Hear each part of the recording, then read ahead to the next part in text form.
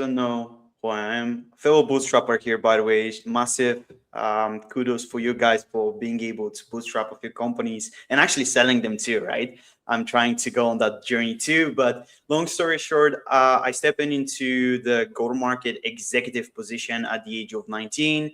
I've been working in different VC-backed and bootstrap startups. So that enabled me to see both the good and the bad sides of absolutely everything that is going on within the landscape of the past decade.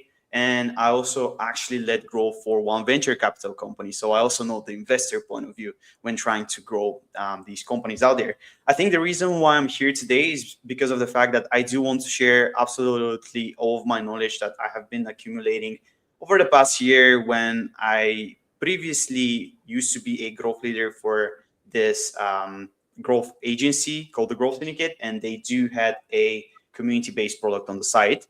There we talked with some of the best leaders within the Dutch ecosystem and of course beyond that, whole Europe.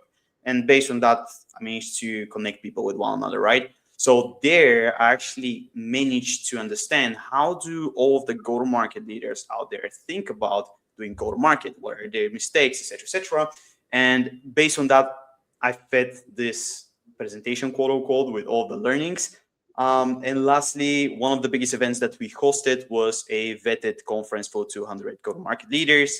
And thanks to that conference, I actually created Signalbase. And next to that one, as you guys can see, we also have a podcast where we talk specifically about how to build Signal-based go-to-market engines for the first time under 30 minutes with those who already built that. So extremely valuable. And yeah, currently building Signalbase. Yeah, you're killing it. Appreciate it. Trying my best. All right, folks, I do want to get this session going by asking you, what is your biggest GTM myth out there? I feel like there is so much noise out there, from personalization is everything to massive cloud code or die hype out there. Hey, Jairo, super good to have you. And all the fact that lead magnets are here to stay and website visitors are equal money. So please, guys, drop what is your biggest GTM myth that you have recently came across? And Zeynep, also for you, what is your biggest GTM myth? Maybe I can start because it's the one that's been going around for a long time. Outreach is that every LinkedIn post we've been seeing in 2 years is starting like this and actually pointing out it's really not.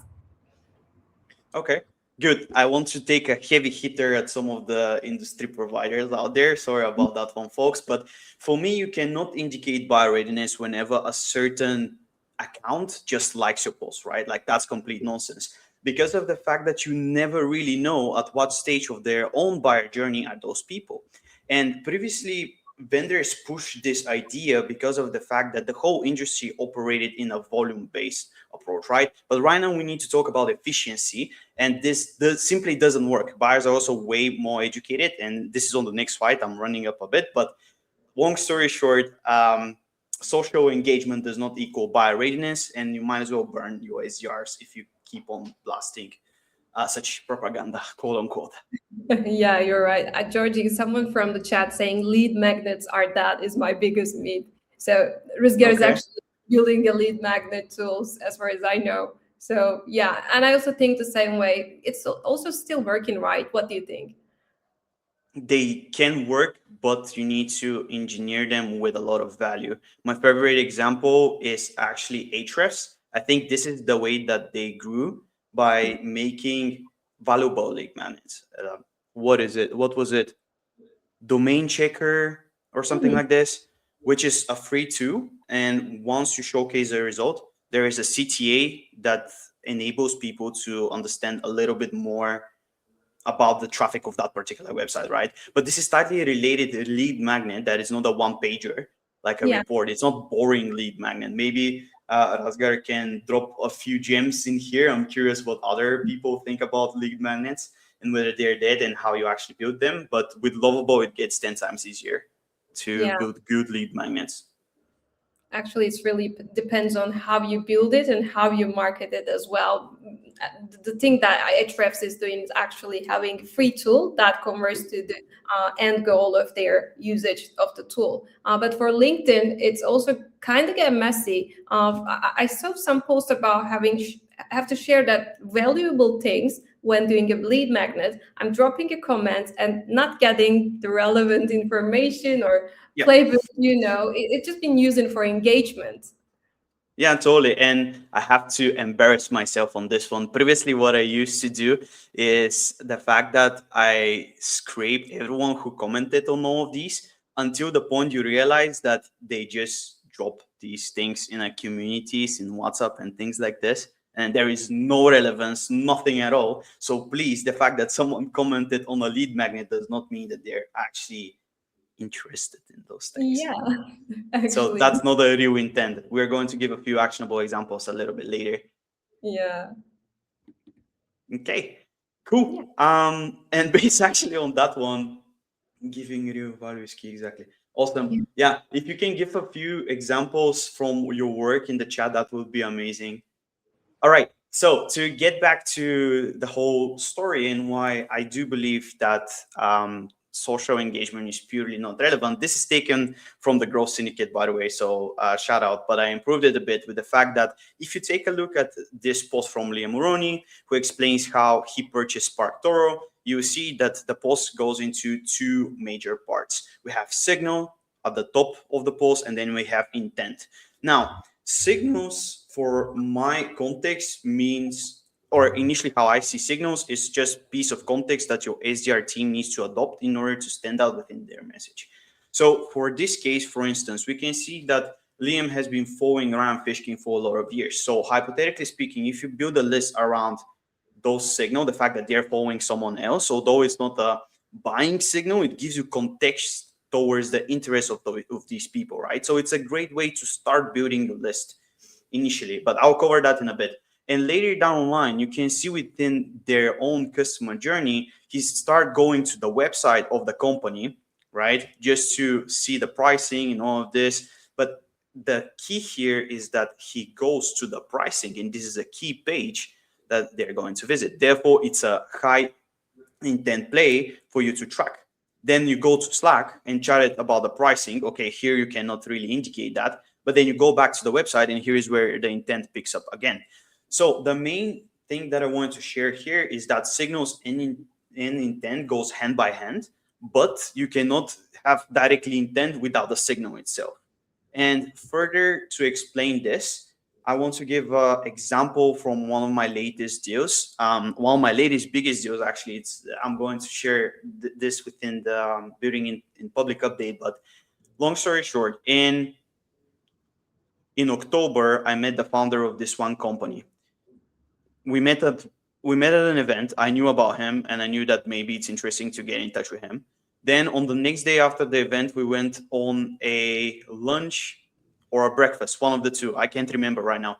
But we went outside, and it was just me, him talking about the go-to-market landscape and how is he building his own product, and then how am I going to build Signalbase, because we didn't really launch then, right? So I just planted my seed about the fact that maybe one day we can work together.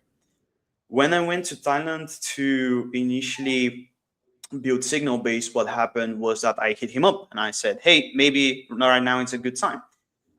And then there was this emotional roller coaster within that deal where I started monitoring both intent and signals based on the fact that what they're launching out there, what is their product roadmap, the fact that I talked with their product team, etc., etc. And this deal ended up pretty much being a POC right now, and it's expected to close. But from October until now, you can't say that if I shoot one message, the deal is already done. No way in hell. There was a point of time where I shot maybe 17 update emails on what we're doing with Signalbase.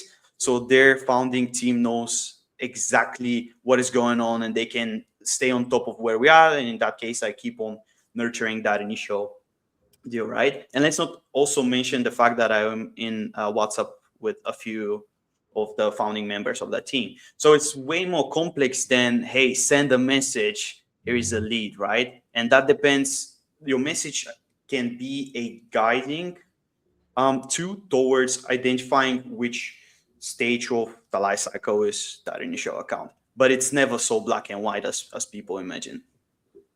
Yeah, I couldn't agree more. So you're actually saying that, as far as I understand, there is no single channel, there is no single signal, there is no single intent at all. So it's actually a sum of every signal, every channel you reach out, every intent yet that you track. They all come together to bring a good value deal. For sure. And it's interesting because not every signal is equal with the same weight, right? Not every intent is also measured in the same manner. So there's so much more to cover in there. But yeah, you're going to lose deals along the way, and then you're going to revive them and things like that. So it's very important for your ACRs to keep on knocking on the door, while also your marketing means to spread the message across. But yeah, it's very important to just know that go-to-market journey and the journey of your prospects is not as easy as, hey, here is they raised, here is a message. Yeah, be present. Totally. And to actually prove you guys this, here is two examples from my own journey. So there was someone who outreached to me because of the fact that I'm in GTM. Okay, obvious. And then what he mentioned within the copy is that I'm working for an agency. And this is the reason why you don't want to build your list directly in LinkedIn, by the way, because you might be misled by the previous experiences of people. I'm sure, by the way, that there are so many people in there that experience this pain. I personally experienced that. Can I have within the chat just really quickly one me or a hand raiser or something if you try to contact someone, but just because when you source that initial account, you capture their previous job role, not the current one. I'm sure at least 1,000 people jumped on that one. Okay, good. I'm raising Good.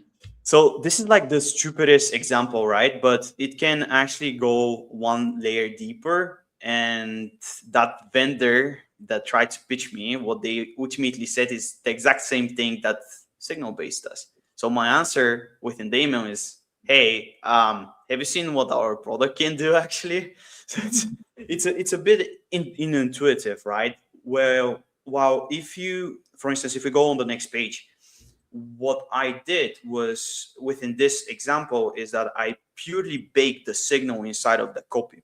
And I always try to make it within a question, because in that case, you drive conversation, right? Like your outreach, your signal-based go-to-market strategies should try to optimize for conversations, because it's never yes and no. It's always like yes, but no, not now, and things like this, right? So lead with social proof, lead with curiosity, and bake your signals inside of the initial messages. And most importantly, this is something that was mentioned to me by Santosh, who used to be the head of gold market at ZoomInfo. You need to use your signals in a maximum 2 hours time frame, because if not, your relevance window is closed. And actually right now it might get even worse because of how much noise there is. So ultimately, if you want to make your signal-based go-to-market strategy to work, you need to capture the right signals, and you need to capture them fast. If not, the competition just eats you completely. Yeah, so it's about timing and signal when we consider two of them together. Totally. Yeah, perfect example. And here is where I think we're going to finally address the elephant in the room. This is based on pretty much insights that are from the conference that we also created, right? So there I had an entire system. I'll leave a link maybe to the video to explain it further down the line. But for me, how you need to read signals and intent goes towards internal context versus external context. So intent, as you remember the post from Liam, is everything that can help you to activate that organization or this account further, right? This is visitor key website pages. This is interaction on multiple ads. By the way, shout out to Daria from the Growth Syndicate, because if she showed me how when you go to the ads, to the ads manager, you can see the amount of times a particular company have seen your ad. So the more they see your ad and engage with it, the higher their score is, quote unquote, but you still want to double check that. Obviously, they create an account or book a call. They want to chat with your support. They engage on key content pieces, perhaps around like some kind of yeah, I don't know, product launches or key features that are interesting to them. But again, you need to take that with a bit of salt, let's say like this. And they join particular events that are specifically for your tooling rather than a broader thing, right? Because then they might want to understand more. But again, in that event, you need to validate that initial intent. Signal on the other side is just the pieces of context that your sales team or your go-to-market team can use in order to stand out from the rest. So funding around acquisitions, new hires, posting about expanding team, etc., new certifications is actually super good signal for me because that indicates that user is aware of what am I going to talk about if I say, hey, Clay workflows, right? Everyone in this room, quote unquote, would know what a Clay workflow is. So that's my context window. And then from there, you do need to look for additional signals that are relevant to those guys to solve their initial pain. So that is pretty much how I see the two major differences. I won't talk here about signal stacking and intent and ABM. Obviously, scoring is a whole different topic.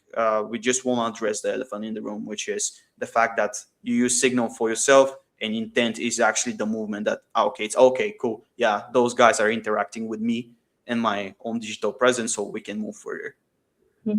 So actually, I'm also thinking that that a lot of tooling companies launch their partner program, creative partner program, expert partner program, and actually these can be also signals for us because we know that if someone becoming a partner with a tool or company, it's actually open. We are all in the same water, it's open us for a like selling point, so we can also hey.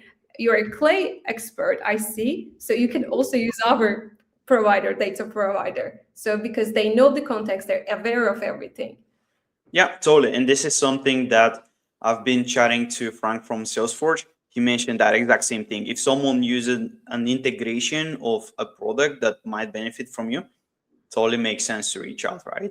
Because they already are aware about your world. Let's put it like this. Because it's way harder to look for someone who is extremely stale, and this is what we also help people to do with Signalbase. It's just whenever you have a little bit of context for the fact that they have budget on the other side, it's 10 times easier for you to jump on a call rather than just wasting your time. So this is the major difference between the old way of doing lead gen and the new way, where you actually need to have a tiny bit of context for that initial account in order to get them on a call, right?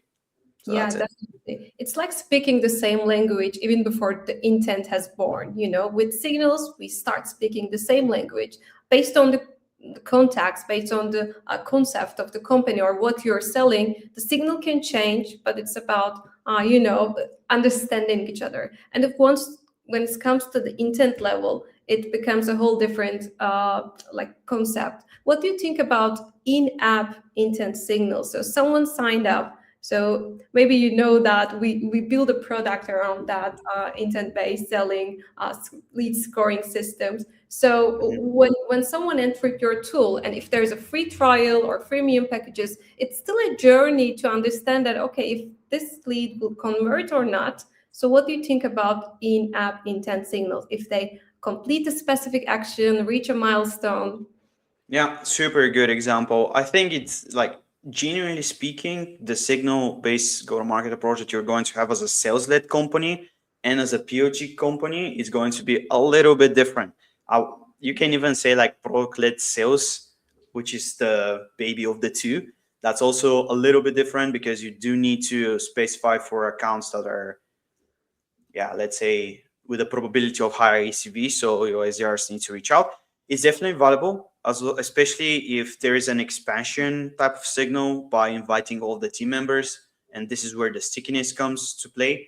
But yeah, they're valuable. Again, your go-to-market system is very much dependable on a few things. So your go-to-market motion, whether you're sales-led or POG-driven, your average ACV, by the way, and your time, because it's going to be, and I'm completely transparent about this, and I've been turning down teams who wants to use Signalbase for the same reason, if you have an ACV of 70, I don't know, like 3 million or whatever, the fact that you don't need to track, let's say 3,000 accounts, but only 10, yeah, sure, you can just use Clay, right? Like your signals are there.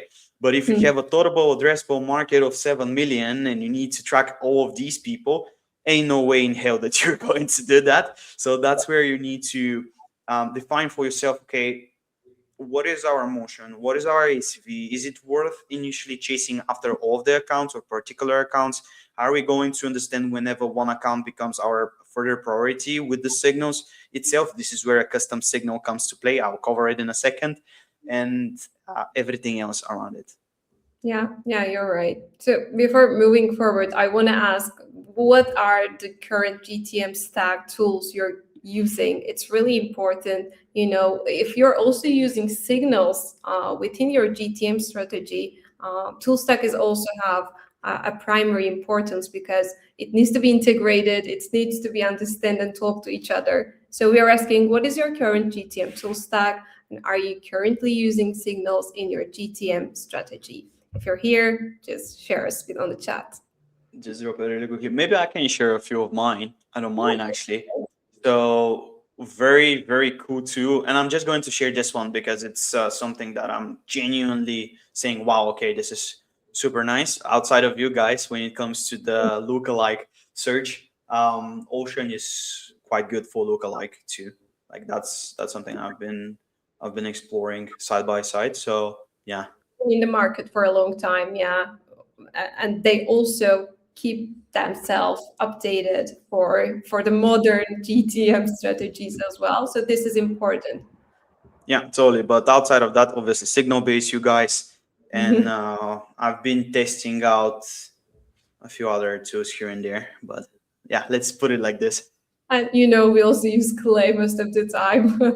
Yeah, of course. But you can say also quad code, right? Because of the fact that it's so API heavy, and both our platforms are also API heavy. So if you get the API, it's 10 times easier to execute on absolutely everything. Yeah, exactly. And also recently we partnered with Cargo, Get Cargo. They've been also building a very cool product. You can imagine like Clay and an 810 kind of version of it. And it's also Mhm. really cool. We've been testing it as well. Yeah, let's go. Cool. To continue, and this might be a little bit random, but for the people that are coming across my profile, as I mentioned, I run podcasts with some of the brightest minds out there. We have Everett from Clay, we had Ilya from Hayreach, Frank from Salesforge, we have Bill from Sales Captain joining us, and all of these guys. And and what do all of these minds have in common is the fact that they keep on getting back to the same thing, and this is keeping the context of your signals for yourself. Now, a perfect example, and Women's Day was recently, right? Normally in Eastern Europe, you give flowers to the girls, right? But just for the sake of it, I'll switch to another context, another example. So let's say that you go on a date and that date of yours love flowers. Are you going to talk about the flowers, or you're going to give the flowers on the first date in order to win some points? So that being said, bring your flowers to win some points and close some deals. If I'm going to say it like this, but yeah, whenever you mention the signal directly, there are a few cases where you do want to mention it, but you're just saying to someone that you actually haven't done your research. Obviously, they do know that they have problem with X, right? But what is it about that problem and how you can solve it? That is something that people are looking for. That's exactly where you should point out when you're mentioning about the whole process. Totally. Okay. Okay, and here is All where right. we get extremely practical. Um, because of the fact that there is so much noise, right? And we mentioned that account prioritization is by far one of the biggest issues that SDRs have nowadays, and go-to-market teams as a whole, right? In order to reach your quota, you do need to track the life cycle, how bigger is the pain, you need to activate those people, etc., etc. So from all my experience throughout all of the companies that were led growth in, I came to realize, especially when building Signalbase, that you do need a solid three-layer system in place. So the first layer is always your prospecting, right? So previously, what happened was the fact that you went to the sales nav or to other database to pull accounts. The problem there was that, okay, you have now the accounts, but what is the context around them for you to know to engage further, right? Like where they're in their journey. Do they have plans to, I don't know, let's say add your feature to the product roadmap? Or are they going to have more sales reps in their team so you can simplify absolutely everything? Right? So there's like so many questions that you need to ask. So this is where signal-based prospecting comes to play, and it's all about identifying accounts that fit in your ICP, but they have the right motion in place around the evergreen signals, which sadly too many teams still hate on, but it's actually a great indication of, hey, those guys actually have the budget in place. Awesome. And then as a next layer, what you simply need to do is layer your custom signal, which is the slide afterwards. I'm going to address in a bit. So let's say that now you have this very well-defined list with a lot of context, right? The next thing is where intent comes in. So this is everything from going to events, joining podcasts, going to dinners, website visitors, content engagement, following competitor profiles, and absolutely everything which is a little bit more on the phishing side, quote unquote, of your initial sales funnel. And this is where your marketing team should continuously bring out social proof and cool content pieces to activate those guys. And sales needs to catch all of these small chunks of information, signals, or intent, whatever, and keep on knocking on the door, because then you remain top of mind. And although it may be seen as someone is extremely annoying, what you actually do is that you keep on bringing yourself into the mind of those guys. And let's face it, it's one thing whenever you have 2 vendors in the field. It's another thing whenever you have 10 and you need to fight for every second of attention, right?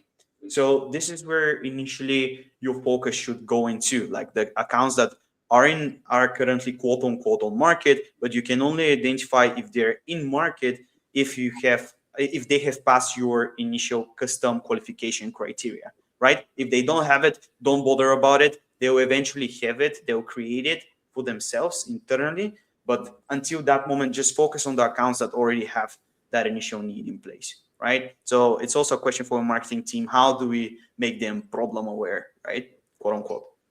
Cool.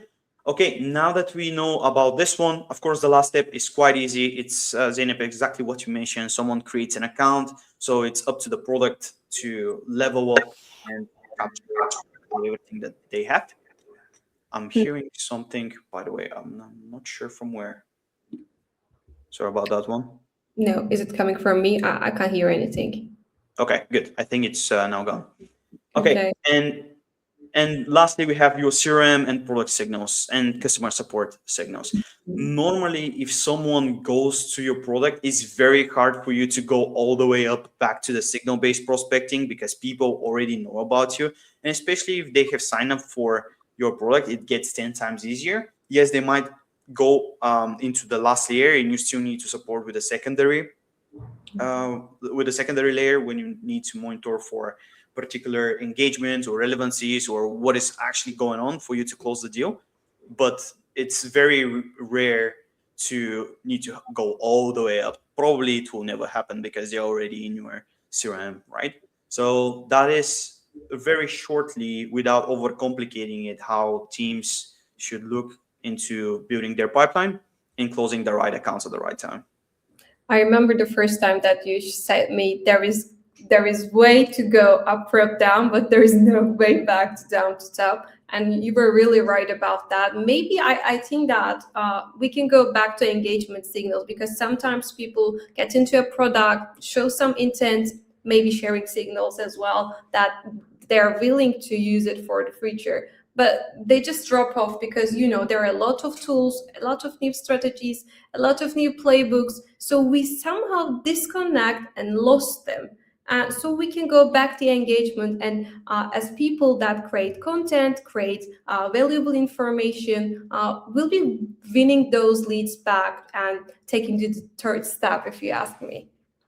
Yeah, totally. I mean, what is also going to happen most of the time is if you have an engagement signal, but this is a brand new logo, you just need to repeat that same process. Okay, now they engage with us, right? But what is the actual context of the company? Are they underperforming, so they need help? Therefore, that's why they engage. Are they right now hiring someone trying to expand, or they just raised funding, so they want to prepare for the next 6 months or something like this?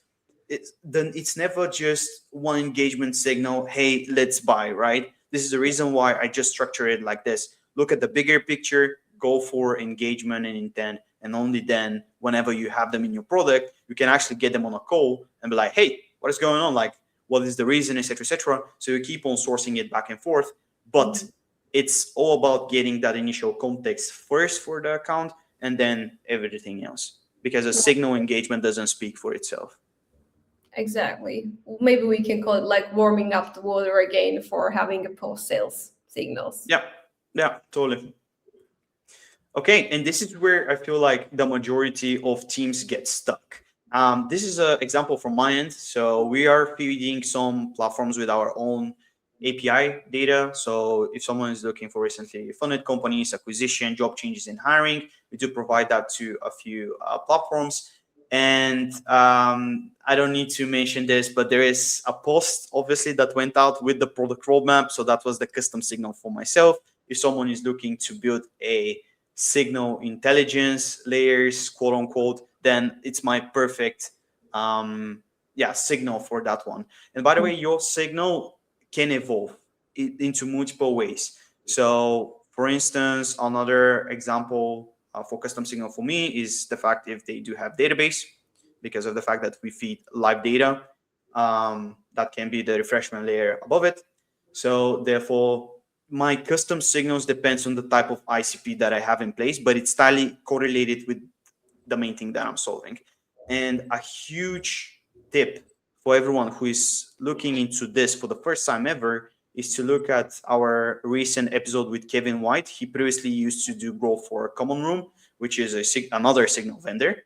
And what he mentioned is exactly that. His whole process of building that custom signal starts with the pain that you're trying to solve, and then try to find a repeatable manner into how to discover more of these, right? So that's pretty much how you need to look into your custom signal. But you can only get the custom signal if you have other type of evergreen signals on the top.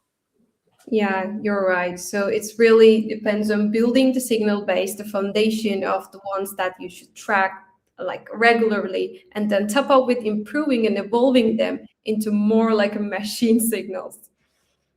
Totally. Totally. And it's again about like having that full context. Mhm. Okay. Signals may you learn, young Padawan. Okay, there are endless of mistakes that can happen within designing your signal-based go-to-market motion. There are a few things in here that I forgot to mention, such as knowing your ICP, because without knowing your ICP and understanding that repeatable use case, there is no way in hell how you build your custom signal. So based on that one, your whole outreach will go to hell. Sorry for my language, but it is true. And based on that one, there are a few things that I have mentioned on the left, such as not respecting the stage of the buyer journey, putting the same weight on all of the signals at the same time, which is a critical mistake because obviously your custom signal has 10 times bigger priority and weight when it comes to just engaging on a webinar. Like, come on, guys, we can do so much better. And then another thing is not prioritizing the freshness of the signal, because if someone just raised, that is great. That means that if you put yourself right now in their shoes, they're not ready to develop yet, but you need to be out there for them, so whenever the right time comes in, they can initially activate. And here's another thing: if someone raised 2 years ago and you just do the outreach, well, yeah, that budget might have been spent already 10 times, right? So try to look for the freshness around the signal and think, if I get the message from the other side with my current context, what would that happen, right? Lastly, personalization beats relevance. That's actually not true. And Ilya from CompanyEnrich, I don't know if he watches this, but he also came on the podcast and shared that exact same example. There was a lead whose cousin got a kid or something, and then he used that within his outreach, and the lead was like, dude, come on, like, why are you using so personal things for me? Like, this is not relevant. It's personal, but it's not relevant. So that being said, optimize for relevance, and it can be such a generic copy, but if it's relevant, people are going to resonate with your message. So optimize your list for relevance. That is by far the biggest thing that I'll give as an advice. Yeah, the best thing you can personalize is a signal you gather, like the recent funding, the job changes, maybe hiring. This should be the personalization level you should be having, not the cousin, not the like graduated school or like Totally, everything totally. of it. So Just optimize for relevance. And most common mistake I personally think about my processes in GTM, not respecting the stage of buyer probably because I get too excited too early about leads that have an opportunity. So I start seeing everything as a signal. It's really hard to have that mindset to understand the stage. As we talked with the previous slide, actually there are different stages. We should be respecting every stage of it. Totally, totally. And this is where you have a difference between. I love the example of the friendly HCR rather than the push one, because the friendly one will kind of pamper you around, be like, "Hey man, how's it going? No, no, no, no. This and that." Like, super cool for the fact that you're following the journey and things like this, and rather than trying to build that initial relationship. So it's not really pampering, it's just relationship building, and it's something that everyone should do, but there are too many people that just go straight up into it, which is also not bad, right? Sometimes it's better to be direct. Some people um, prefer it actually. So yeah, if it resonates, but I'll always advise people to try build these relationships, because then you can extract insights that you probably would never get. I'm talking exactly about this because we're currently talking to a few companies that are in 8 billion revenue range that wants to use the API. And my champion in there, it's an absolute legend because of the fact that he shared stuff from inside, which enabled me to understand, okay, this is why we lost the deal in the first part of the negotiations, even if you want to call it. And right now we're in the second stage. The product is evolved.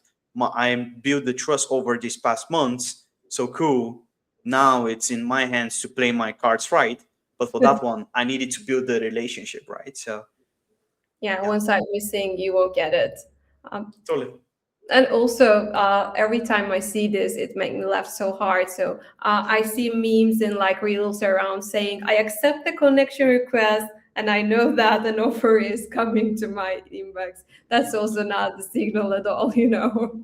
No, no. But if, for me at least, if you put directly in your copy the Mhm. fact that you are trying to solve a problem and they do connect with the fact that it's literally stated like, "Hey, I'm going to help you solve this," Yes, then it's that interesting. makes Then sense. it's interesting. Yeah, That's actually what I love having notes with the connection because I know that he will be doing or offering something about the service or products, etc. So I know, okay, it's actually might make sense for me right now.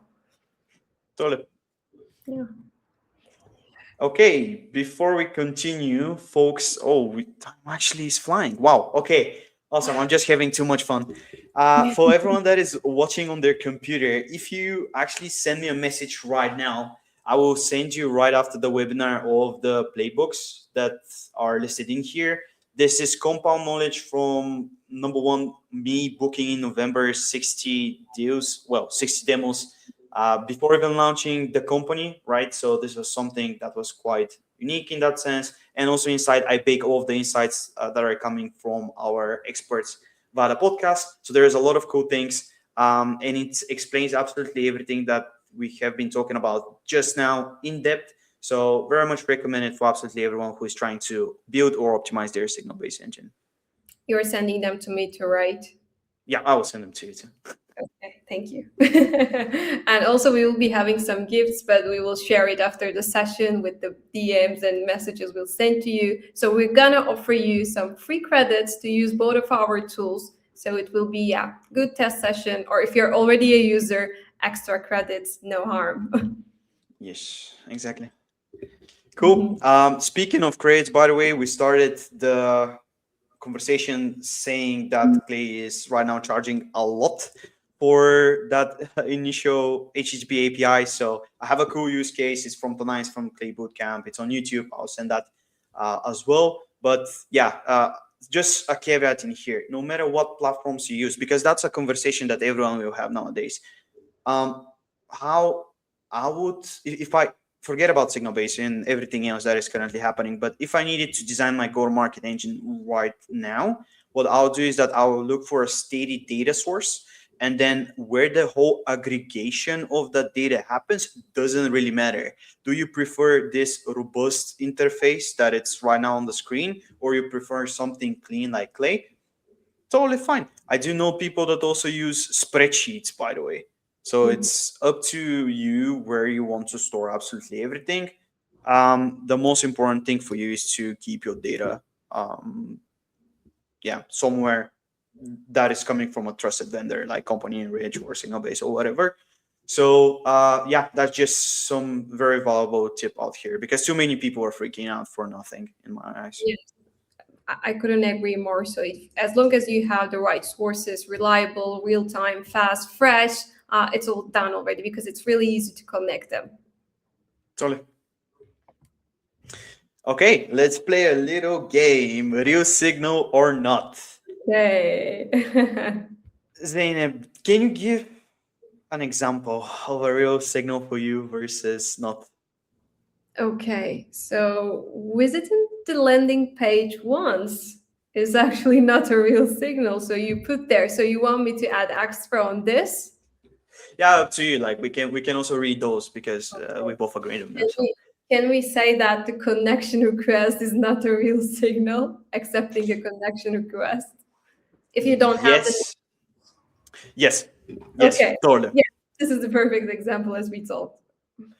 Okay, sweet. For me, it will be the fact that someone is, I said the liking thing, I won't repeat it, obviously, but I would say a real signal would be just a generic marketing job post, right? Without mentioning the tech stack. If they mention the tech stack and the fact that they really need someone to leverage X, Y, and Z, you can turn this into so many outreach angles, such as, hey, you actually don't need to hire someone. We can automate this for you. Or, hey, you already are looking for someone to do this. Did you know that you can add also this in order to simplify the whole tooling, right? So that's how it goes. And I'm curious also for the chat, like, guys, what is something that you recognize as a signal that is not actually a real signal? That would be super interesting for me to read. I will ask this again in our recording session shared on our LinkedIn post, so we will get more comments there. Good.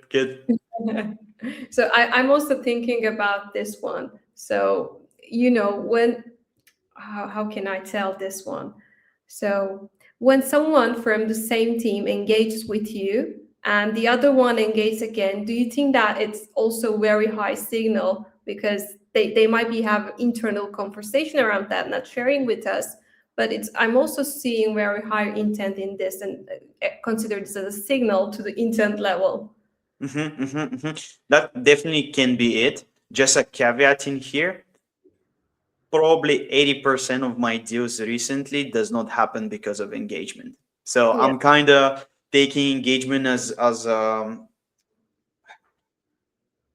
I'm just thinking about it a little bit more carefully, and I'm not putting all my hopes in there, because Mhm. of the fact that people do talk also behind the scenes, and for the exact same reason they stop engaging, actually, because Yeah. of the fact that they do know by the time they interact with your brand, they receive a message directly from you or your SDRs, and that is an unpleasant Mhm. experience if you are so early in your life cycle stage. So I totally get that, why people stop doing that. But in that case, if it's a repeatable use case, two people register for your product, two people see your ads, and they keep on going to the website page for the pricing or the API docs or anything else, absolutely, that's ideal signal for me. Again, multiple signals so we can Yeah. qualify for a deal opportunity.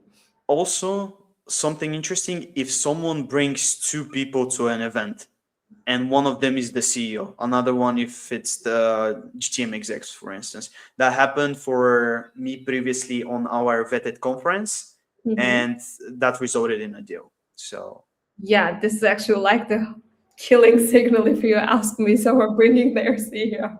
exactly. Cool.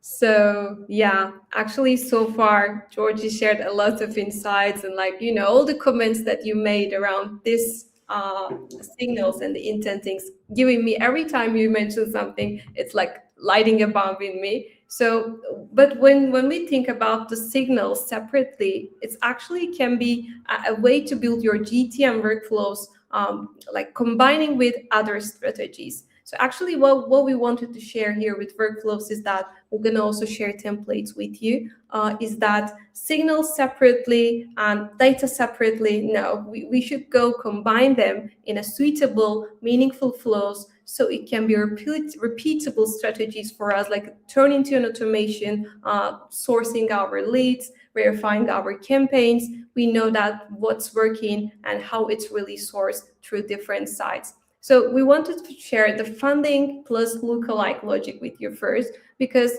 when you have an ICP, okay, this is the first step that you take. You define your ICP, and having signals on top of this is actually a way to top up extra opportunity in this list. And what you can do with Signalbase is that you define your ICP, collect the recently founded companies. Every time Signalbase sends you alerts and notifications, and it has an API to connect it in your Clay table, which we did here to share the template with you.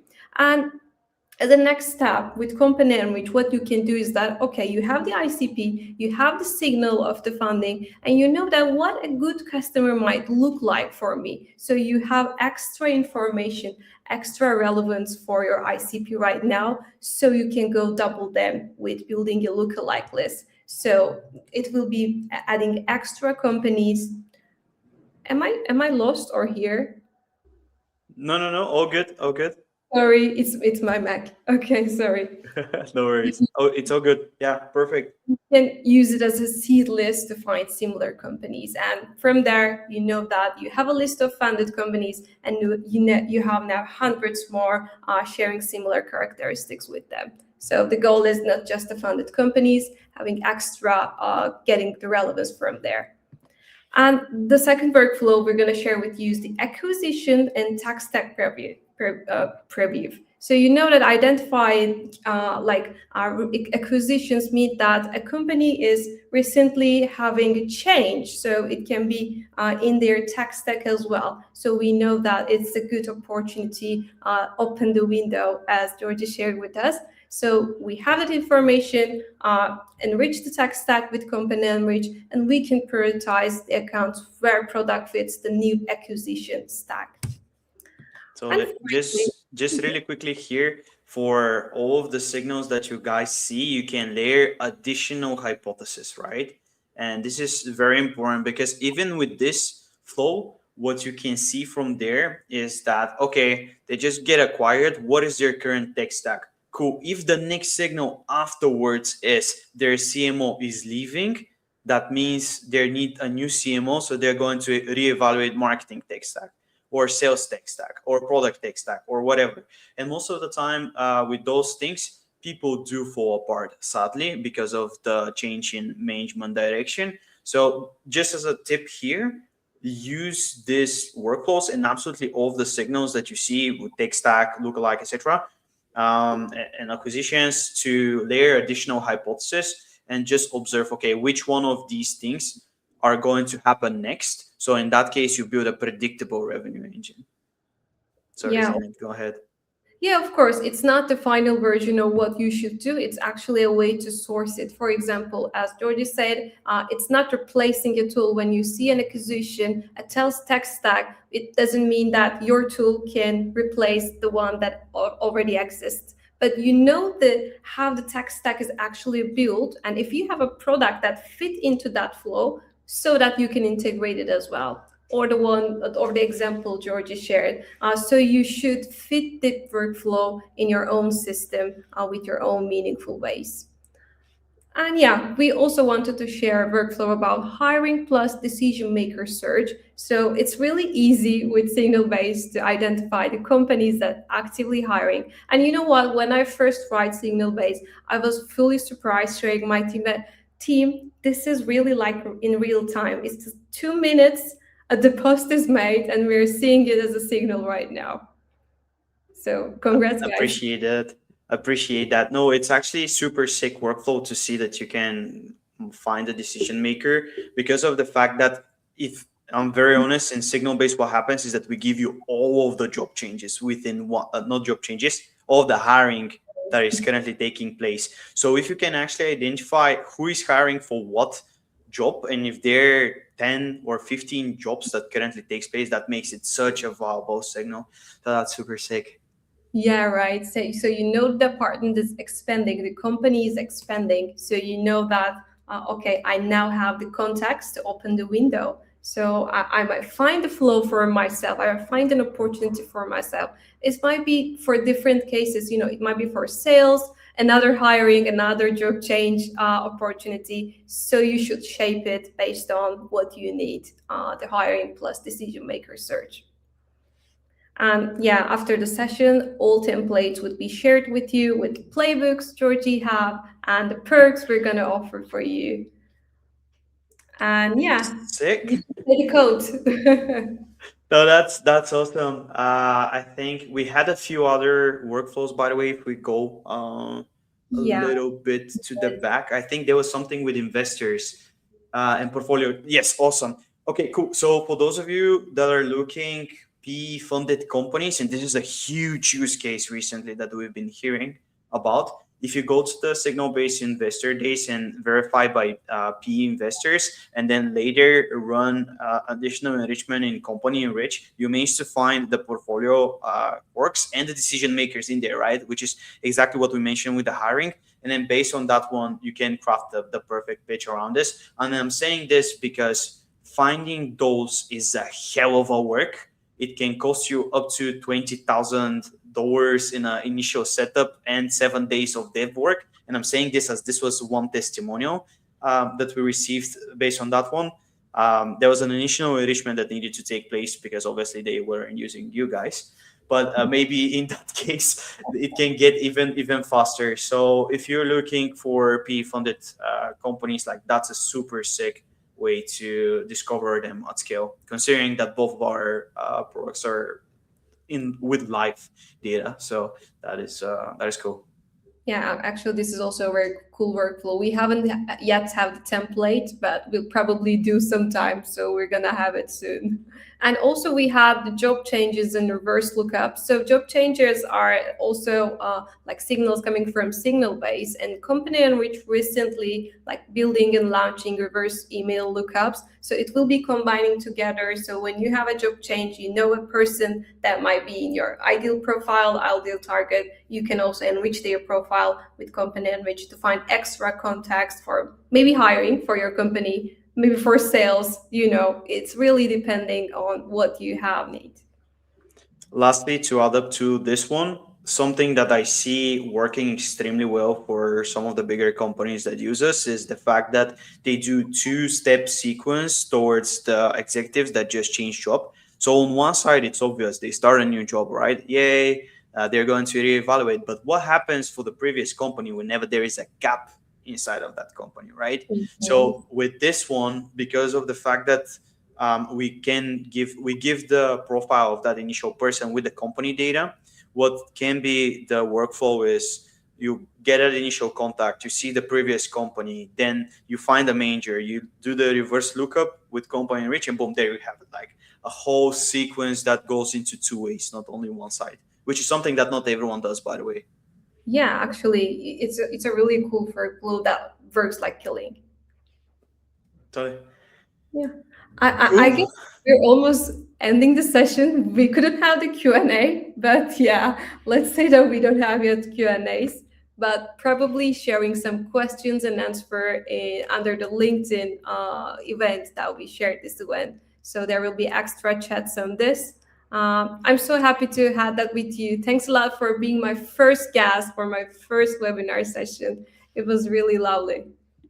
Now, I appreciate the invite, and everyone who has additional questions, I'm more than happy to answer below, both strategic, tactical, and I'm sure that we can also post the two templates also on LinkedIn or a few other, yeah, templates, platforms, whatever. So you guys will be able to use them freely. Like that shouldn't be a problem.